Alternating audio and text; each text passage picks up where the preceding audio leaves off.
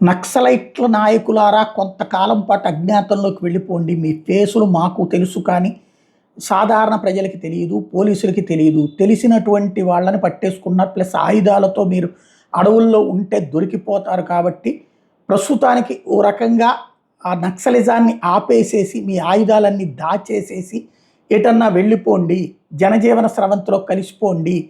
కొన్ని రోజులయ్యాక పోలీసు కార్యక్రమం సర్దుపోయాక ఆపరేషన్ కగార్ పూర్తయిపోయాక ఎవరి పని వాళ్ళు చేసుకుని నక్సలిజం వెళ్ళిపోయింది అనుకున్నాక మళ్ళీ ఒక 5 ఏళ్ల తర్వాత మళ్ళీ పెంచుకోవచ్చు, లేదా బీజేపీ ప్రభుత్వం ఆగిపోయే వరకు మీరు ఆగండి. ఇది ఇప్పుడు అర్బన్ నక్సల్స్గా బీజేపీ విమర్శించేటటువంటి మాజీ నక్సలైట్లు, లేదా నక్సలైట్ల ఆర్థిక సహకారంతో పోషించబడుతూ ప్రజల చేత మేధావులుగా గుర్తించబడుతూ ఏదైతే జర్నలిస్టుల చేతన విశ్లేషకులుగా గుర్తించబడుతూ టీవీ పత్రికల ద్వారా పాపులర్ అవుతూ ఉండేటటువంటి వ్యక్తులు నక్సల్స్కి ఇస్తున్నటువంటి సలహా.